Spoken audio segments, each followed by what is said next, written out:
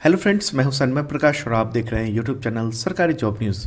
आज फिर हाजिर हूं मैं करंट अफेयर्स के साथ। 23 दिसंबर का करंट अफेयर्स है। इस वीडियो में इसे द हिंदू, इंडियन एक्सप्रेस सहित कई न्यूज़पेपर और पीआईबी रिपोर्ट्स के एनालिसिस से तैयार किया गया है। तो शुरू करते हैं आज का करंट अफेयर्स।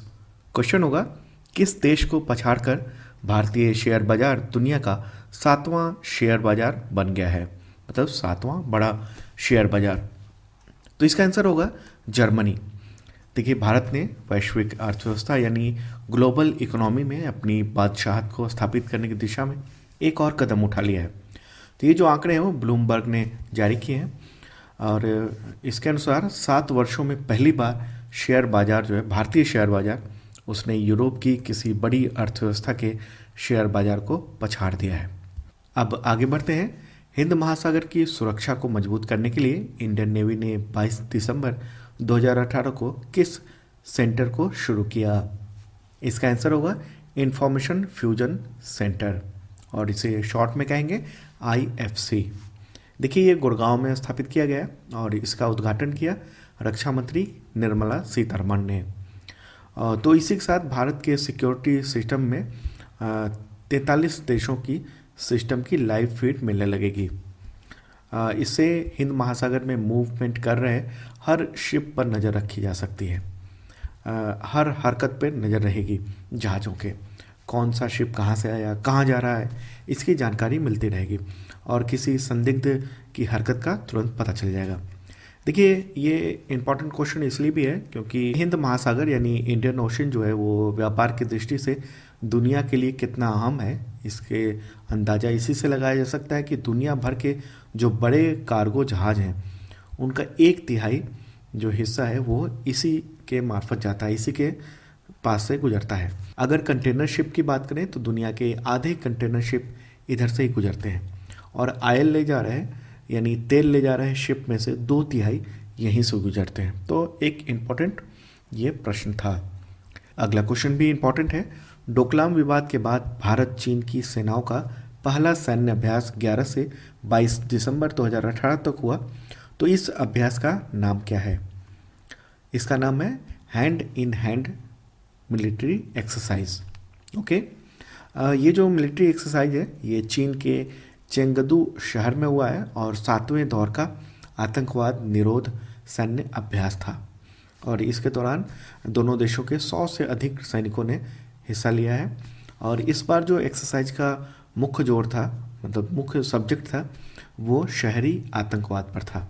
देखिए, ये अभ्यास होना था पिछले साल भी, लेकिन नहीं हुआ था क्योंकि दोनों देशों की सेनाओं के बीच में डोकलाम में 73 दिनों तक गतिरोध रहा था। उससे पहले हुआ था 2016 में, पुणे में ये अभ्यास हुआ था और उस दौरान उसका सब्जेक्ट था गैर शहरी क्षेत्रों में आतंकवाद निरोध अभ्यास। ओके, आगे बढ़ते हैं। अगला क्वेश्चन है, भारतीय तीरंदाजी महासंघ यानी AAI का अध्यक्ष किसे चुना गया? इसका आंसर होगा BVP राव। वो असम कैडर के रिटायर्ड IAS ऑफिसर हैं और इसके साथ ही जो सचिव चुने गए हैं वो महासिंह और कोषाध्यक्ष चुने गए हैं DK विद्यार्थी। काफ़ी विवाद चल रहा था इस चुनाव को लेकर। आगे बढ़ते हैं। क्वेश्चन होगा, केंद्र सरकार के किस मंत्रालय ने एशियाई शेर संरक्षण परियोजना यानी एशियाटिक लॉयन कंजर्वेशन प्रोजेक्ट को शुरू किया है? तो इसका आंसर होगा पर्यावरण, वन और जलवायु परिवर्तन मंत्रालय। देखिए, इससे पहले भी चल रहा था लेकिन वो प्रोजेक्ट जो है वो बंद हो गया था। अब इसको फिर से शुरू किया गया है, एशियाटिक लॉयन कंजर्वेशन प्रोजेक्ट को। तो मंत्री कौन है इस मंत्रालय के, आप बताइए, कमेंट बॉक्स में ज़रूर कमेंट कीजिए।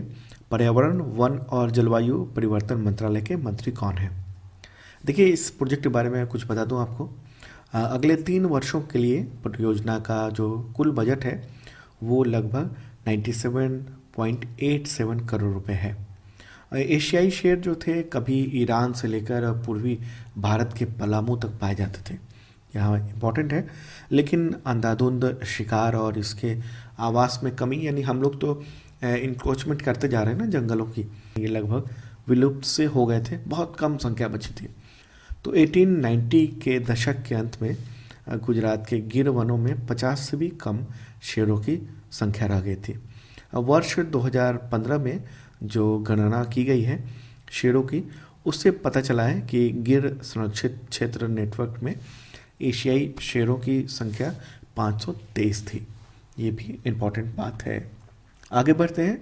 क्वेश्चन होगा, प्रोफेशनल नेटवर्किंग प्लेटफॉर्म लिंक्डइन ने इंडिया के लिए अपना मैनेजर किसे बनाया है? आंसर होगा इसका महेश नारायण। वो 7 जनवरी 2019 से लिंक्डइन में शामिल हो जाएंगे, ज्वाइन कर लेंगे। इससे पहले वो गूगल इंडिया में भी काम कर चुके हैं। वहाँ पर 2010 से 2013 तक मोबाइल विज्ञापन व्यवसाय का उन्होंने नेतृत्व किया था।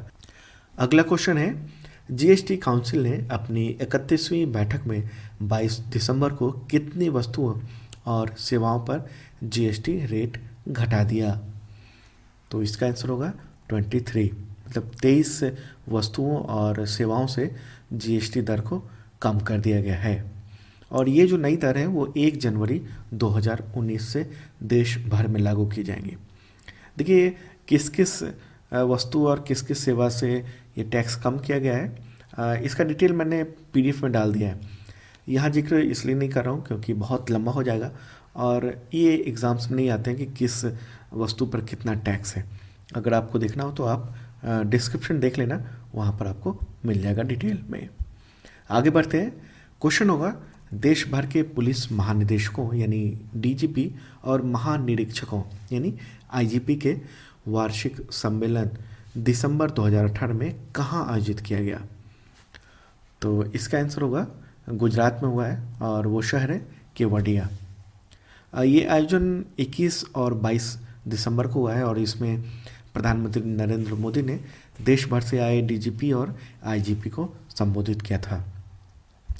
अगला क्वेश्चन है, राष्ट्रीय ऊर्जा संरक्षण यानी एनईसी पुरस्कार 2018 पंप श्रेणी में किसे मिला? विजेता कौन रहा? तो इसका आंसर होगा CRI पंप। देखिए चौथी बार पंप श्रेणी में CRI ने ये पुरस्कार जीता है और इस कंपनी के संयुक्त प्रबंध निदेशक जी सेल्वाराज ने ये अवार्ड प्राप्त किया है। आगे बढ़ते हैं। क्वेश्चन होगा, गूगल और अन्य अंतर्राष्ट्रीय कंपनियों को सीधा टक्कर देते हुए चीन ने दुनिया भर में अंतरिक्ष आधारित ब्रॉडबैंड परियोजना के लिए 22 दिसंबर 2018 को पहला उपग्रह यानी सैटेलाइट लॉन्च किया है। तो इसका नाम क्या है? इसका आंसर होगा होंगयुन। ये इम्पॉर्टेंट क्वेश्चन है। इम्पॉर्टेंट इसलिए कि चीन का जो प्लान है ये कि 2023 तक यानी वर्ष 2023 तक ज़मीन से लगभग 1000 किलोमीटर ऊपर की पृथ्वी की जो कक्षा है उसमें 150 से अधिक होंगयुन उपग्रह को भेजा जाए ताकि दुनिया भर में जो ब्रॉडबैंड मार्केट है उसमें चाइना की दखल बढ़ जाए। और इस प्रोजेक्ट को कौन चला रहा है? तो चीन के aerospace science and industry corporation यानी CASIC इस पूरी परियोजना को संचालित कर रहा है। अगला क्वेश्चन है, अमेरिका यानी USA ने सीरिया के बाद अब किस देश से सैनिक वापस बुलाने का फैसला लिया है? इसका आंसर होगा अफ़गानिस्तान।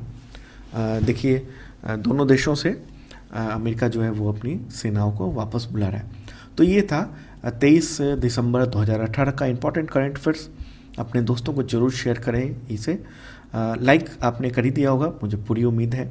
बिना लाइक किए आप इस वीडियो को बंद मत करना और अपने दोस्तों को जरूर शेयर करना। वीडियो देखने के लिए बहुत बहुत धन्यवाद। अब कल फिर मिलेंगे 24 दिसंबर को सुबह।